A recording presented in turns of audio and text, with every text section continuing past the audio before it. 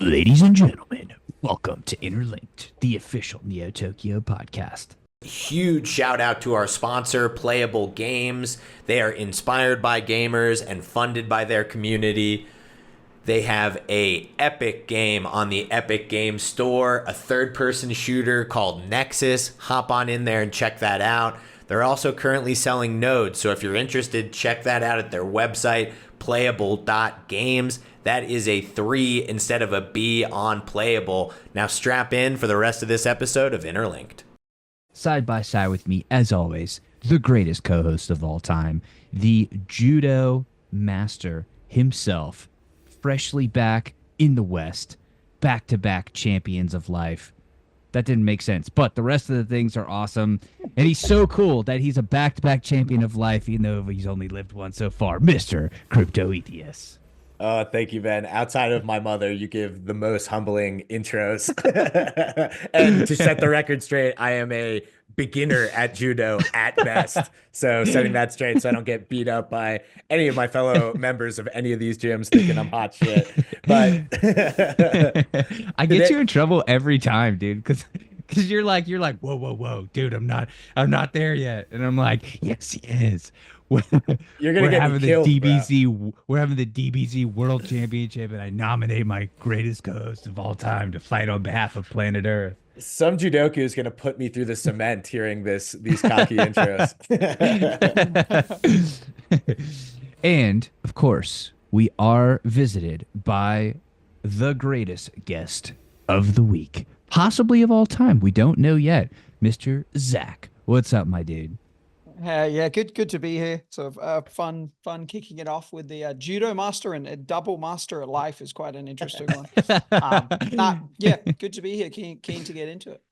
Dude, so here's the thing. Every single week, we have a new opportunity to have the greatest guest of all time. So it might be you. You never actually know. Yeah, we'll see. So you've set the bar a little high, but I will do my best to live up to the best of all time set.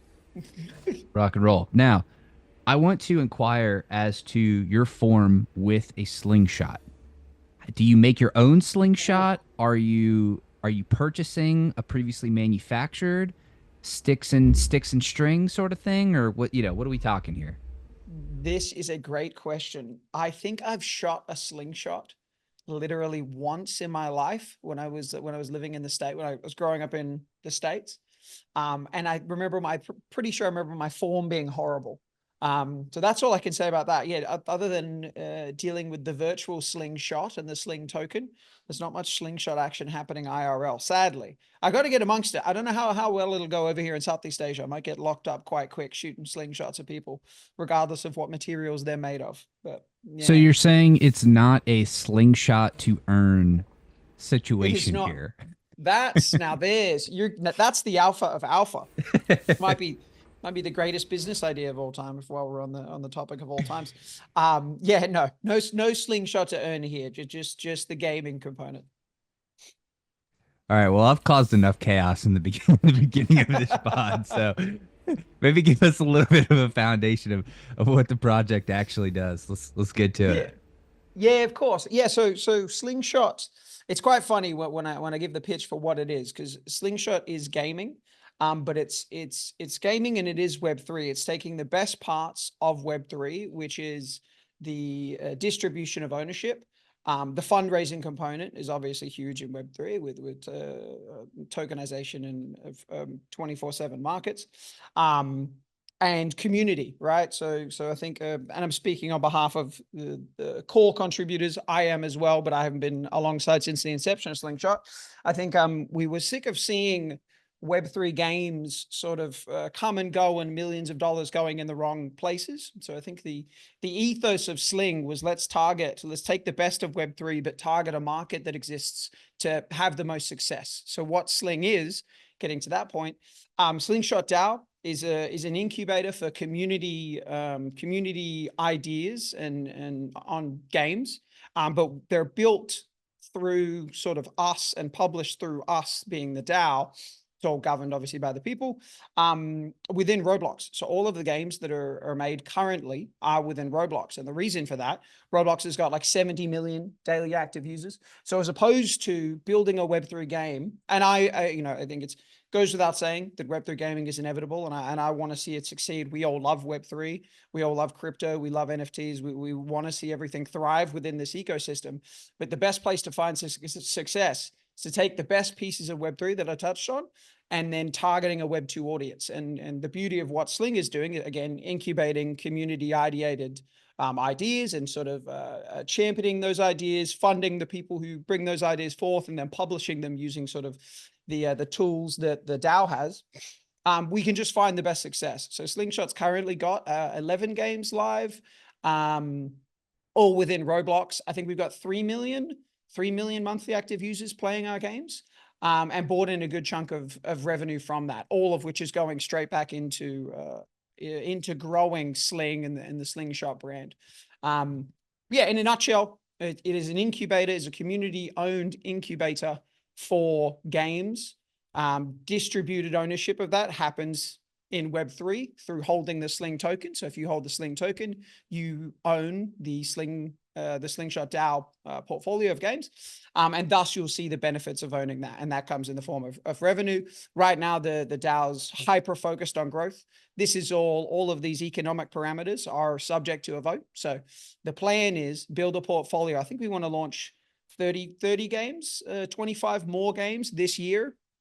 And again, it's in Roblox. So these aren't it's not years long and hundreds of thousands of dollars. They get pretty expensive though.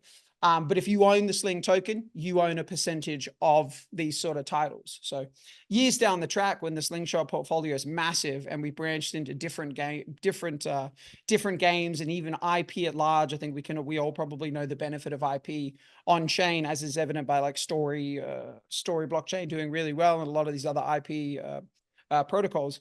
I think the long-term vision for holding Sling is really fruitful. Not financial advice, but sorry, that's it in a nutshell. Rambled around a bit, but any questions there, and I can try and knock them out the park to paint a better picture. Yeah, one question I would be curious on, as like not someone who's actually ever played Roblox, is how do those games generate revenue, which then flows back into Slingshot DAO to refill the coffers? Yeah, totally. So Roblox has got is it $1 billion? It's a $10 billion gaming economy is it 10 billion or $1 billion? I think 10 billion over the lifespan of it.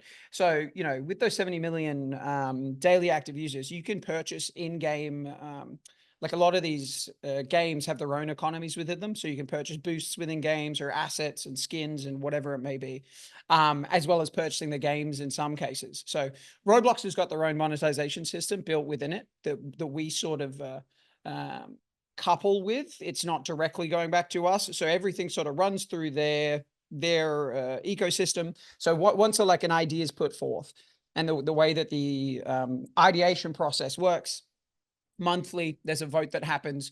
If you have your Sling token staked, you get voting power that you can then use to vote on these games. And there's incentives to participating in the vote. But the reason I'm saying this is those games often will have sort of, this is the way this game is going to monetize. So here's the game loop. Here's some cool mechanics. Here's a narrative. And here's some maybe examples of mock-ups that I've made for the way I think it should look. But that big component is, how do you monetize the game? So they've all got within them ways to monetize, and Roblox is the primary currency in which that happens, and then that can convert back into dollars on the back end for the publisher, which in that case is us.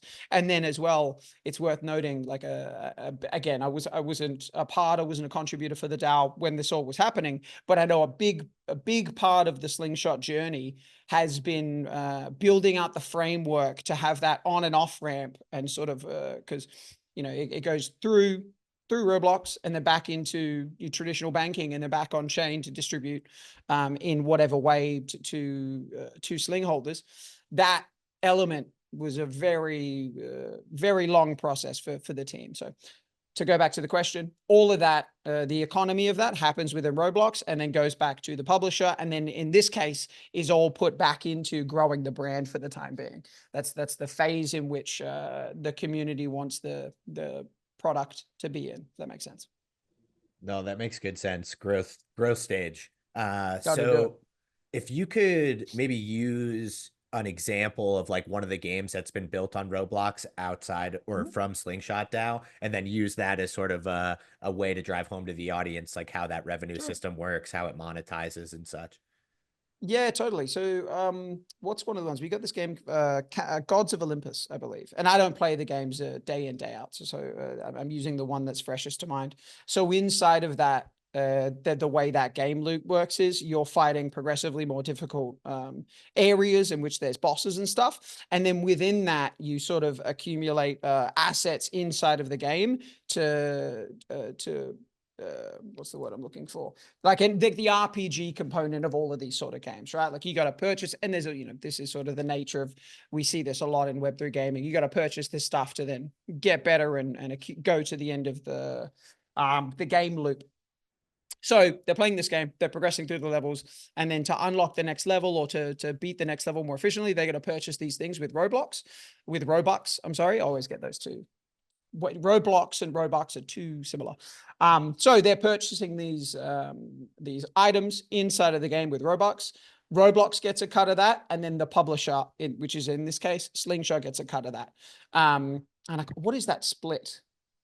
It's quite favorable to Roblox. Like they do well off of this, but obviously they got the user base, 370 million active users.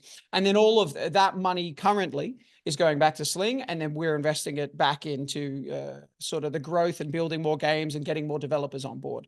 That's sort of the process, the A to Z, and that's a little example of a game loop that functions that way. But it's very much, it's worth noting, like we've got a good relationship with Roblox, and we want to see, and they've expressed interest in Web3 elements inside of that sort of ecosystem at some point. So that's something that we really want to explore in the future. But that the Robux component, purchasing stuff inside of the game, unlocking levels inside of the game, assets that are sort of around the game, skins and stuff that you can get in these game shops, all of that then goes cut to Roblox, Jesus. The Robux cut goes to Roblox and the publisher, and then that comes back to Slingshot. And then depending on what the DAO wants to do, and again, you're in a growth phase, that's all going to growing the brand. And then the more we can grow the brand, obviously, the more Sling tokens that go out into the hands of community members that believe in the vision, the more Sling that gets locked up. And then, sort of that's the economics of it all. That makes good sense. I'd be curious to take, a quick step back. You had mentioned that you joined along the journey of Slingshot DAO. What were you doing at the time? And then what about Slingshot DAO was so appealing that you wanted to hop on board? Yeah, it's a good question. Yeah, so at the time I was doing, I had a research analyst role. So I was kind of looking into different protocols to farm, as well as to sort of projects to invest in. I think this was around the time of the AI boom. So a lot of that was around AI. Some infrastructure stuff I was looking into. It's kind of fun. Just kind of, I've been in this space for a while, so it was a role in which I was more accountable to be really in the know of all the stuff happening on chain, as opposed to the macro or whatever. So that was a really fun role that I was doing previously. But my background's in gaming. I was with a gaming project before this. I've been a gamer my entire life. So the opportunity came up to chat with Tabby, one of the core contributors at Sling, and I think when I kind of echoed, I think before we were recording, I echoed a lot of the points of like, we see gaming projects come and go so often. And I think I've been echoing this in spaces that I've been doing for Slingshot as well. You can target an audience to have the best success, and you can onboard people into crypto through this vehicle that is Slingshot, right? Like these people in Roblox don't need to know that this is a Web3 entity, but we can generate that interest into owning it. Everyone that plays games, they can own the games that they play within Roblox, right? And I think targeting an audience, like, because Roblox skews younger, it's actually older than you may think. I think it's 40% of Roblox players are above the age of 20. That stat, I believe, yeah, that's a relatively fresh stat. I think maybe 2024, but it does skew younger on average. So I think having some sort of education phase within that to onboard these people into Web3 and to onboard them into the idea of owning these games, which is what crypto was all about, right? Like it's about ownership of IP, owned like true asset ownership when it comes to gaming. So I just thought it was a really cool idea, to be honest. Like you can own a piece of these games and you can be a part of a community, which is the biggest part of Web3 that is appealing and people find a home here, and targeting that audience that skews younger. It just feels like sort of building a generation of people that are in crypto for the right reasons because they like to play games. And then as well, like the idea of putting an idea forth, or the thought of putting an idea forth, one, getting paid for that, because that first process, the first step in the Slingshot process is putting the idea forth. If your idea gets voted upon, you get a lump sum of cash as well, right? So if I'm a kid, I heard about Roblox and I heard about Slingshot through playing one of their games, and then I get onboarded into crypto, like that's a win in my book. We got a new person onboarded into crypto for the right reasons. They can put an idea forth. Maybe they're not a developer. Maybe they've got a little bit of development skills. They can put an idea forth in Slingshot, kind of get amongst it with the community of people that are like-minded. They can get cash if their idea gets selected straight up, and then they're sort of a part of this community and they're in it for the right reasons. So I think it's got the best chance in my eyes, right? In Web3 gaming that as it exists currently, Slingshot and what it stands for has got the best chance of success, and doing so in a way that is authentic for Web3, because everyone wants to slap on a token for no reason for every single project just for that fundraising component. And obviously I know the benefit of that. Projects need to have money so that they can build their vision is, but the idea of like the way Sling works was just really appealing to me, because the audience is targeting to onboard more users and to do it all authentically. That was sort of the appeal of it, right? Yeah, I love the idea of like people getting to have ideas, and then it's almost like interchangeable parts of, you guys help facilitate. Okay, some people are idea people, some people are builder people, some people are gamer people, and everybody has an important role to play within the overall ecosystem, so to speak. And so it kind of seems like you guys are playing matchmaker and providing a sandbox for everybody to play in. Yeah. Where have you seen the most? Oh, sorry, go ahead.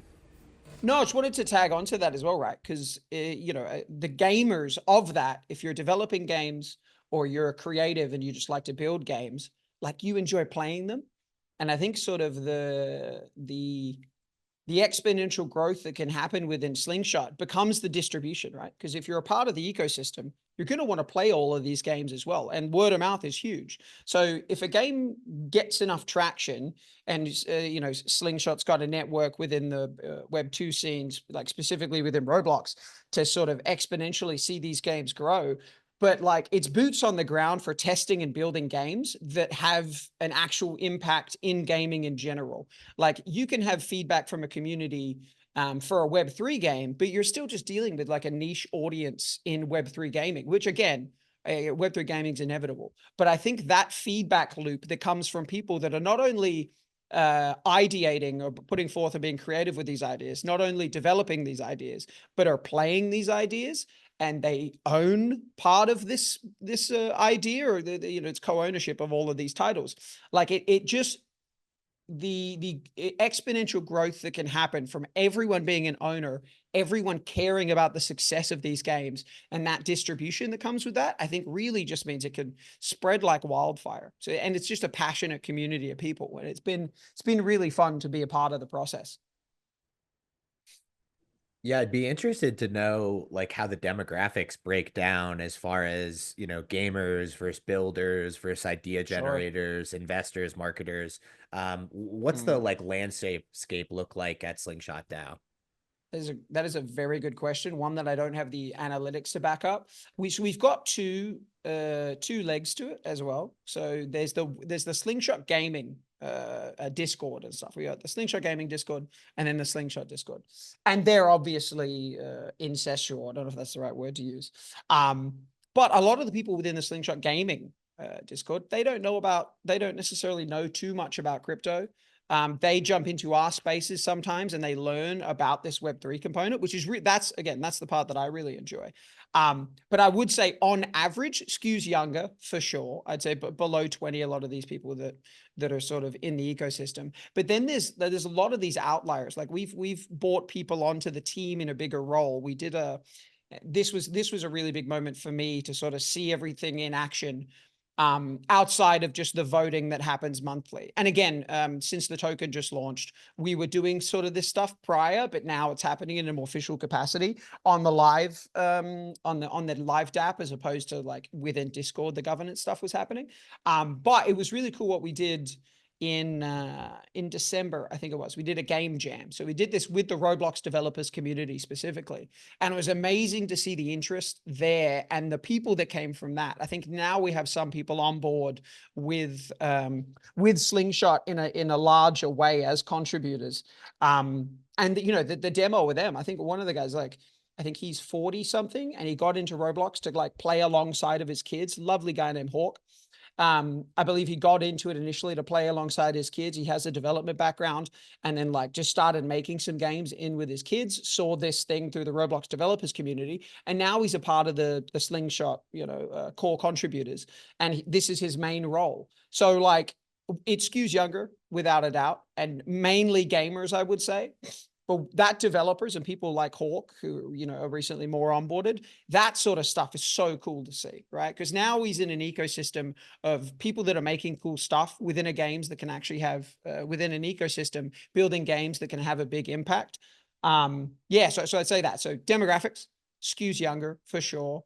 Probably skews mostly gamers. And then there's Web3 community people. We've got the squadron that play all the games, that are on Twitter posting like crazy. They're like the champions of the brand. We love them dearly, and that they're alongside TGE and prior to TGE, always at the forefront. So they're a great community. So I'd say the gaming element skews maybe 25 and below, 25 to 15 to 25, I would say on average, right? And then the developers skew a little older percentage wise. The developers are a smaller piece of that pie. I don't deal directly with them day in, day out. A lot of the community people that I'm facing with are the gamers and the people that are interested in the Web3 element. So yeah, I don't have the analytics, but that story of Hawk was like so cool to see. Like, and his enthusiasm, like being a part of the team now, is just wicked to see. And I want to see more of that as sort of the brand grows. What are the whaler graphics?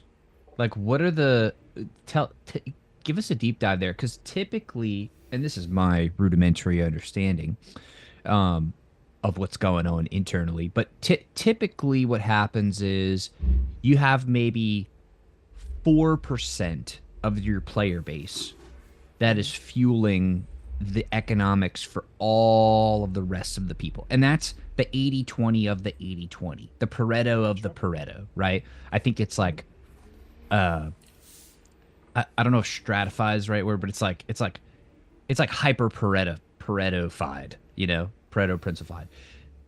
Are you guys seeing that too? And then are the whales building, or are they playing, or are they hiring devs and deving, or deving themselves? Like what are your power users actually doing within your ecosystem? And then how do you track those people?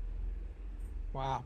You're answering all the tough questions that I did not get briefed on, not by you guys, but by the lads. I don't know. I don't have all the analytics on that front, but I'll say, like, in terms of, if we're talking specifically Toku, the tokenomics and stuff, we've got big backers that are sort of behind us for the long haul, that hold a big portion of, or a percentage of the supply, right? So there's always that component in terms of the long-term flow of Sling and Slingshot in general, right? But I think probably what's worth noting is, like, of the gaming economy, all of that can happen within Roblox itself. So it's not necessarily that the volume that happens with the token is directly correlated to the games that we're creating. It happens on the back of believing in the Sling vision, right? And it is worth noting as well, we want to expand what Sling does. I think Superverse and what has been happening there with you guys, like, that component is really cool, and we want to try to do something similar with Sling so that we can sort of like reach a wider audience. But the the grassroots of it comes back to you own a piece of these games that have an audience that don't need to know about the token. So it kind of stops. I mean, there's always going to be whales within the community, and of that, I don't have the stats on outside of the you know, the grassroots token flow jazz. But I think it can all happen inside of the game. It doesn't always rely on the token for success, if that makes sense. Now a word from our sponsors. What's up, crypto gamers? Shout out to our sponsor, Myria. Myria is revolutionizing Ethereum-based gaming with its powerful L2 scaling solution. Think zero gas fees, instant transactions, free NFT minting, and more. Myria offers a suite of tools that are tailor-built for game development, including game-specific SDKs, a spec'd-out marketplace, Web3 spiked leaderboards, new AI super tools, and more. All this fueled by a fleet of player-run nodes that are a breeze to operate and pump out daily rewards for supporting the ecosystem. Plus, check out Meta Rush, the Battle Royale obstacle runner by Myria Studios, dropping very, very soon.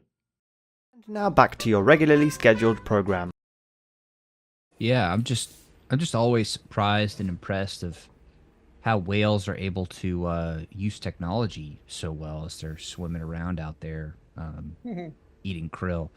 But yeah, no, I think it's interesting to like understand like what are your power users actually doing, and how are you treating them differently than others if you are, and then like I think oftentimes if we kind of go back to DeFi roots, like usually big DeFi protocols exist because they've catered to a very small group of like 5 whales, or even if it's a big enough, just one whale, and they build all this technology to basically build a playground or a piggy bank for one whale, and then all of the other people are just kind of playing around with it. Like, you know, take something like a money market, right? You have to have initial liquidity for people to borrow against, and allowing them to lend in whatever token they want and then borrow out in stables. Well, where do those stables come from, right? And oftentimes it's a cold start problem of like, well, you have to have stables to, like, people have to be lending stables and then borrowing stables, and then eventually it'll kind of reach some sort of equilibrium where, you know, there's enough critical mass. But in the beginning, it has to come from somewhere. In a game economy, you know, when there's an earning potential there, at least, you know, you have to have some sort of inputs, or else you're an alchemist and you're creating something out of nothing. And to my knowledge, you know, unless we've reached, you know, Full Metal Alchemist level of our world, which I'd be very excited about. Nick, we should go train and, you know, figure out how to do those spells and whatnot.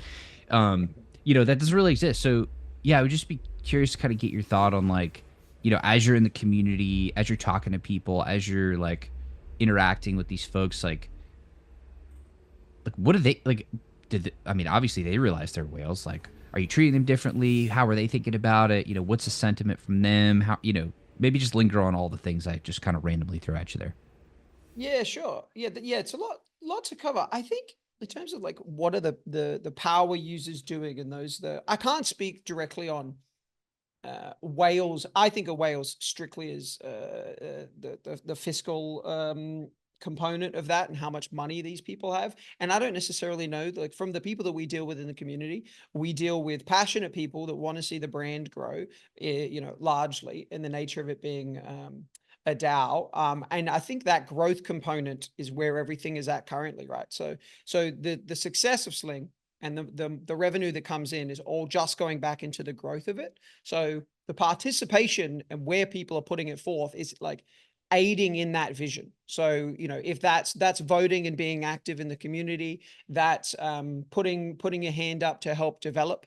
It's all of those sort of things. So it's not like it's you get your tokens and you lock your tokens, and then you can vote on stuff and you can have a voice and put forth proposals for different economic stuff, as well as different gaming parameters that we go to. So it's not necessarily that power users are pushing anything in any one direction. I think it's all sort of a unified vision to watch the brand grow.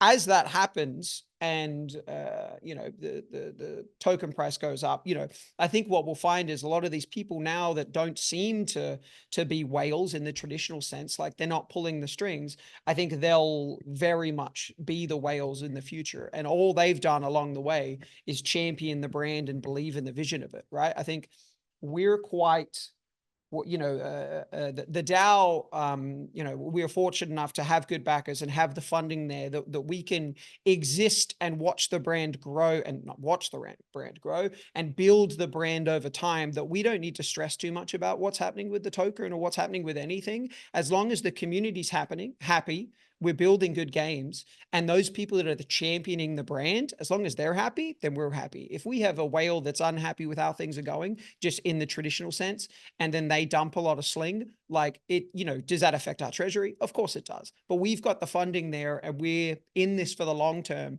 that, you know, you're better off if you're not, it's better off being out of it if you're not aligned with growing the brand and believing in what Sling will be, as our backers do and as our community members and champions do. So it's a little different of a you know, I mean, the DeFi example, it's quite different to that, because, you know, you're not providing liquidity in that sort of sense. But yeah, I think the whales and the champions of the brand and those that are power using the DApp, they're doing so in a way that they want to see cool shit get made, and they want to play cool games. And then when the time comes that we switch from growth mode into, okay, now all of this is going to go back to the users, and again, that's an economic proposal away. Then when that happens, everyone's going to reap the benefits, and I'm sure people will vote in their own interest there. But very much the community is aligned with, let's grow this damn thing as big as we can.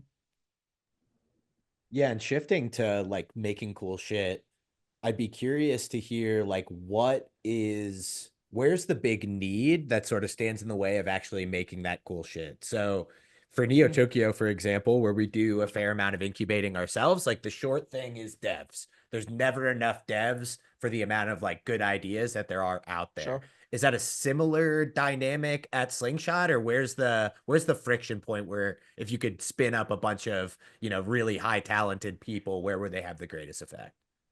Yeah, that's a great question. Yeah, I think so again, like it being Roblox, it's not, you know, that there's your own Roblox studio in which you build games. I really need to get amongst it and like start building stuff myself. But they're not these really big complicated game loops that happen within Roblox. Like some of the games that get made there are insane and are so cool. Like the example that always comes to mind is there's what's it called? Is it called Dark Blocks? You know, it's like a Dark Souls, you know, rip more or less inside of Roblox. That's like as deep and cool and difficult and fun. But even a game like that gathers a huge audience, it's not a crazy hard build. So it's just a get the good idea forth, get it put in the hands of quality devs, not necessarily like the craziest devs in the world. And again, I don't deal with the developer, like developing the actual products as much.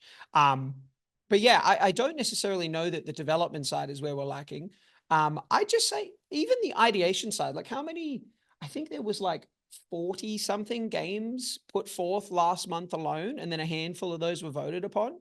So I think it's just a growth thing. I think more of that is better. I think from the development side, like the plan is to pump out 25 games this year, right? And again, the Roblox games, so it's a bit of a unique situation. It's not building these big and they've got like siloed economies. So it's again, it's a very different use case, or different scenario than what I think a lot of Web3 incubators themselves find in. But I just think it's just growing the developer community or growing the ideation side of things to get, I don't want to say better ideas, because there's some really cool shit that gets put forth.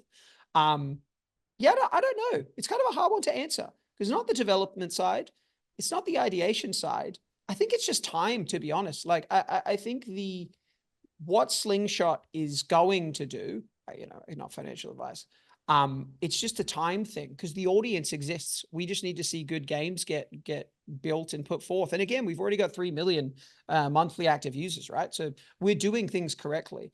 Maybe there's stuff that I'm missing that are like operations contributor, the main guy behind there, Kento, really brilliant dude. He'd probably have more insight to say, we need more devs to do X, Y, and Z, but we're onboarding devs from the community pretty damn commonly, right? To specifically build the stuff that we're doing. So I think I don't think there's anything that we're lacking at this point. It's just a matter of time is kind of how I paint that.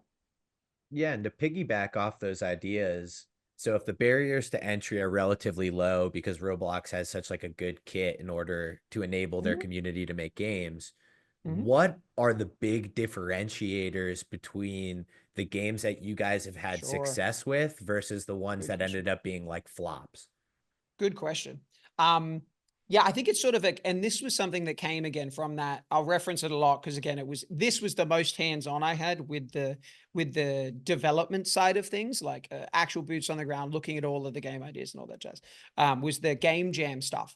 I think it's packaging. So Slingshot has slightly changed the way things have worked. So previously, prior to the token being on Arbitrum, we had like a test net, a sort of a V1 on Polygon, and then as a proposal to migrate to Arbitrum and Off-Chain Labs, and we're doing the whole L3 thing there because it's a better UX for users, all that jazz.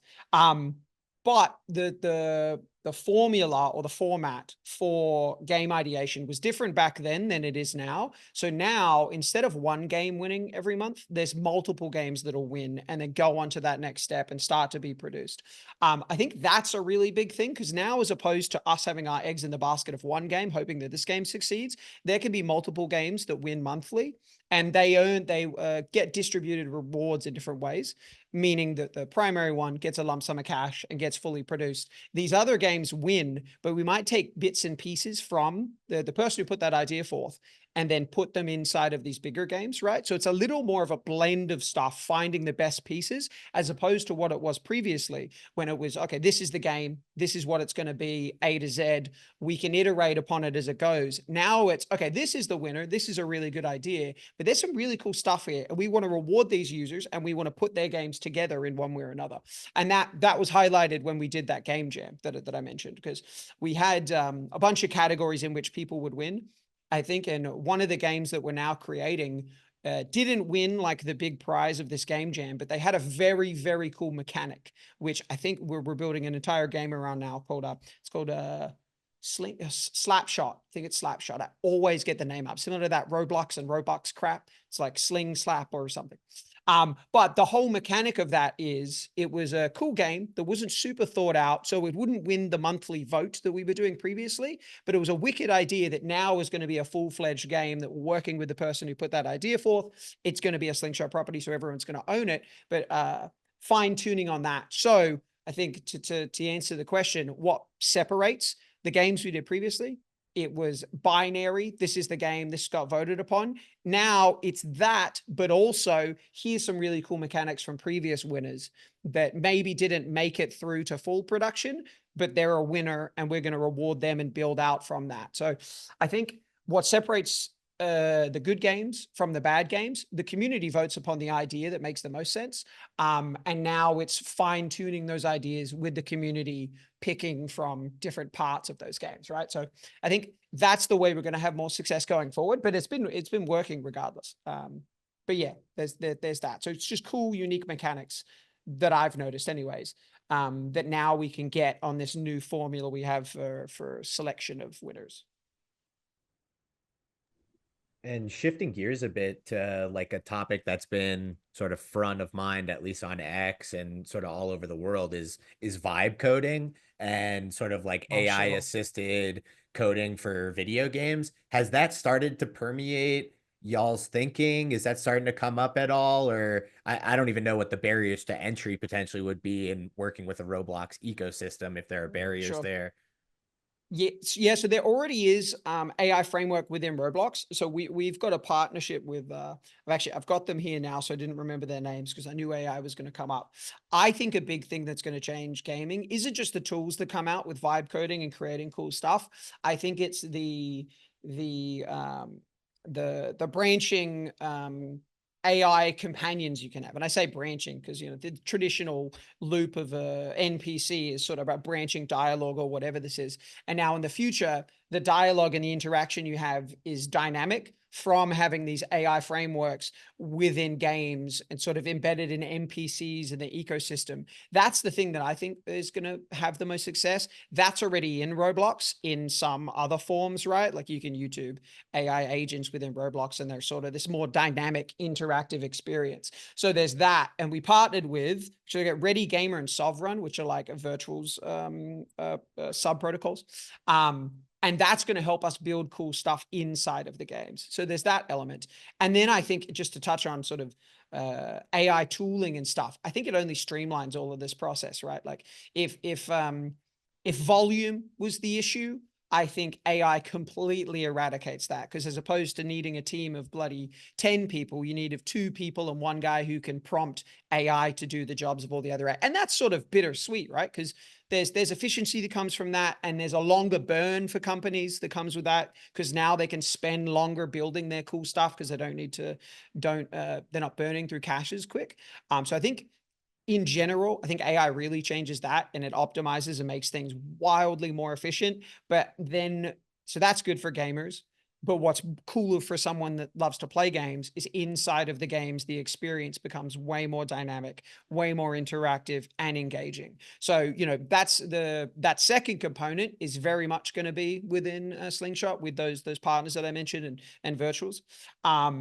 That's happening inside of the framework. We're also going to have inside of the DApp and the launcher, there's going to be like, there'll be an AI element in there as wherever we can put it. But the stake of that dish of AI is inside of the games, giving a more interactive experience. And if we can be a publisher that's doing that we can be a publisher within Roblox and a known name that's doing all this really cool stuff in the game with AI, that's a huge selling point that makes us stand out within Roblox. And we've sort of got the team to do that, as to where a lot of these Roblox studios and publishers maybe don't as much.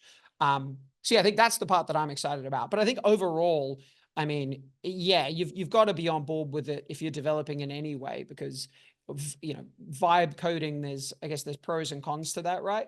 But it's only going to get better.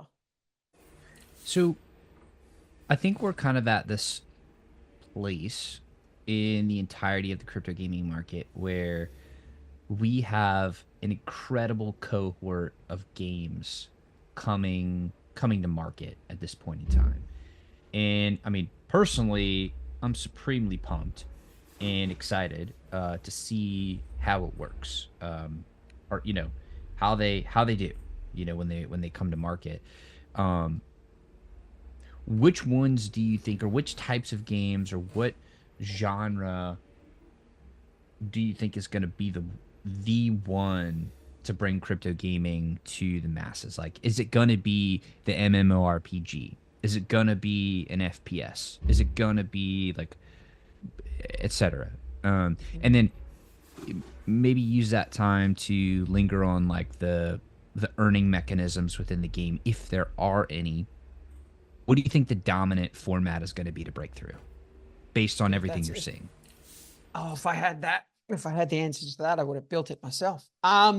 Dude, that's so tricky. I think we've learned, that's the Edison quote. Like, I didn't fail at making, I think it was Edison, right? I didn't fail at making a light bulb 1,000 times. I learned 1,000 ways to not. That's been Web3 gaming up to this point. So like, as far as the economy of it goes, what is going to succeed? I think it's probably going to be one that the earning potential isn't ludicrous. It's going to be tagged onto the assets that you can get in the game, and then reselling those assets. I think that's probably the model that we're going to see, and not even have the most success. I think the issue with Web3 gaming currently, again, it's what Slingshot's tackling. It's not targeting an audience, because it's, this came up in the spaces as well. Like, Web3 gaming needs to hide the wires. It needs to be a game.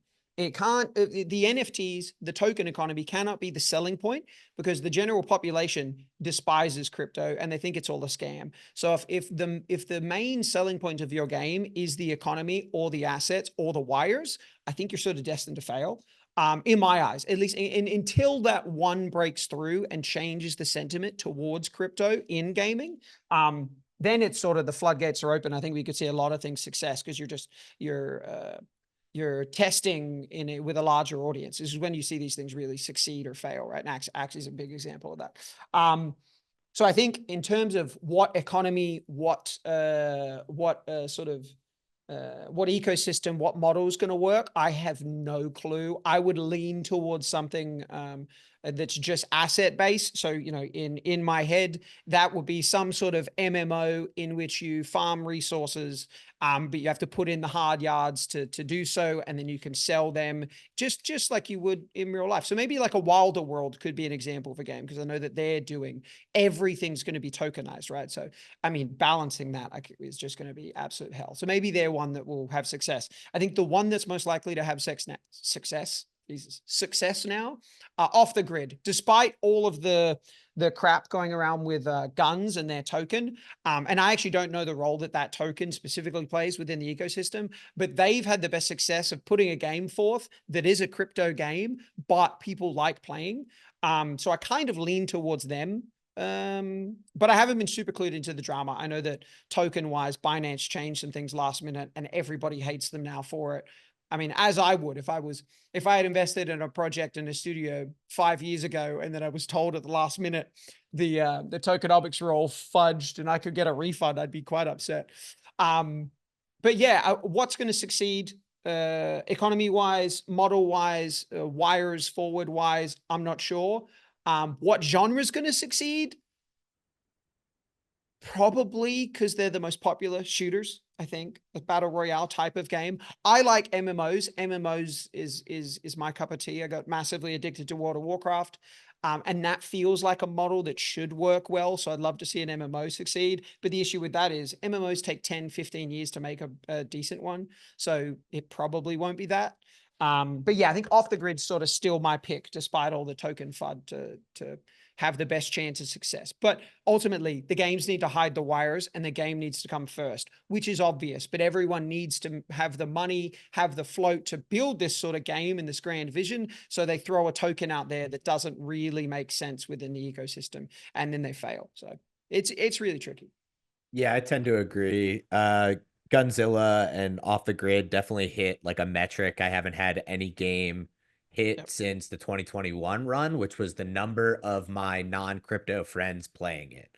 So that hit almost double digits, which is maybe a 900% increase in just getting my brother to play Midnight Society with me a few times. It was actually great. He got killed by Dr. Disrespect and got it on stream. Super fun. Cool moment. I think another like that sort of highlights another potential opportunity of if you can use Web3 to create an inner community for like streamers, whether that be through either their own game, any way that you can bring those interactions in, I think are some fruitful ground. But yeah, I think Everreach is doing that. What's their Revenge. Everreach is Revenge. They're doing that, right? Because they've got inside of stream, you can change the experience that they're having inside of the game, which I think exists I've seen it in some form before, but as a Web3 title doing something cool like that, I love that. I think you've got to tag onto the streaming community these days. What was another game that just, this is a 20-something-year-old game that got brought back to life because streamers started playing it. I started playing it again. Warcraft 3. That game is so good. And there was a group of streamers that started playing it again. And then it consumed my timeline. I convinced some of my IRL friends to play it with me. I think the streaming community is huge. Off the Grid nailed that. They did they would have paid a pretty penny to get a lot of these streamers to play it. But I think the ROI there was well worth, because now they are the chosen one. They sort of need to succeed. Yeah, no doubt about it. Well, Zach, I want to be respectful of your time. We're getting close to the top of the hour. So is there anything that we left unexplored or unsaid around Slingshot DAO that you want to share, or even just some personal thoughts on what's going on? Totally up to you. And then we can wrap it up. Yeah, easy. Yeah.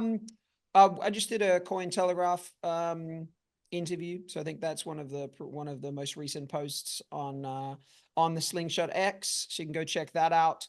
Join the Discord, get amongst it. And yeah, that's really it on that front. And then on a personal note with the market, I think hang in there, and I'm still bullish on the remainder of the year, despite the wild volatility in macro. So hang in there. Yep, I was sending out the classic like meme or little video of that guy at the Fed saying there's an unlimited amount of cash at the Federal Reserve. It might take Sure. us a while to get there, but I think that's how this play ends. And either way, this too shall pass. But Zach, I definitely appreciate your time, especially so late in Southeast Asia. But great All having good. you on and really enjoyed the conversation. My pleasure, mate. It was yeah, it was good. Yeah, love to this. It was do it again and speak more about everything. I love talking about Sling, but touching on everything's always fun. This is a wild, fun industry that we're in with a lot of cool shit happening and a lot of fun stuff to discuss. So I love it. Yep, same here, and you're welcome back anytime. And this has been the official Neo Tokyo podcast, Interlinked. We were joined by Zach from Slingshot DAO, and we'll be back next week with another podcast. Take care, everyone.